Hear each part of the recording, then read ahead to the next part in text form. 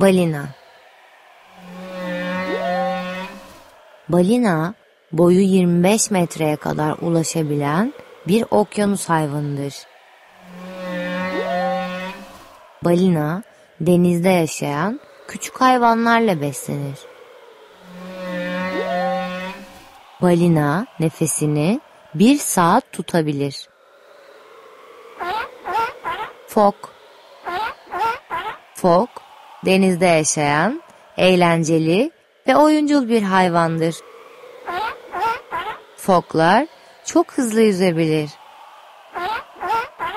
Fok, onu soğuktan koruması için yağlı bir deriye sahiptir.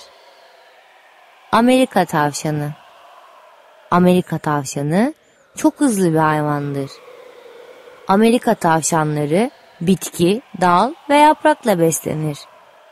Amerika tavşanının tüyleri kışın beyazlaşır. Deniz aslanı. Deniz aslanı çok tembel bir hayvandır. Bütün gün uyur.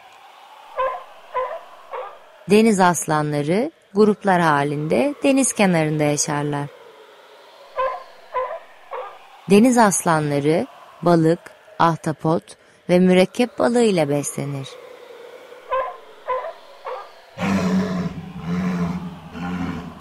Mors.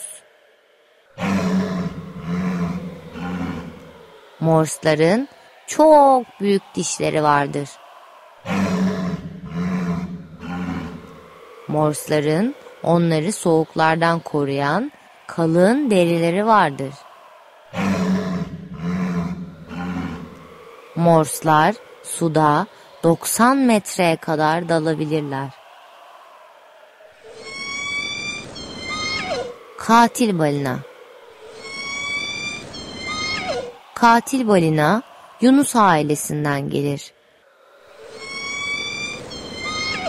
Katil balina balık, mürekkep balığı ve deniz memelileriyle beslenir.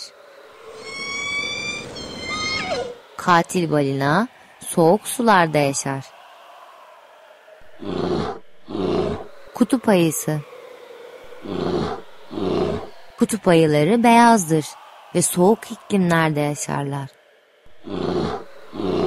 Erkek kutup ayısı 680 kilo ağırlığındadır. Kutup ayıları etle beslenirler. Penguen. Penguen uçmayan kuşlardandır. Penguenler balıkla beslenir. Penguenler soğuk bölgede yaşarlar.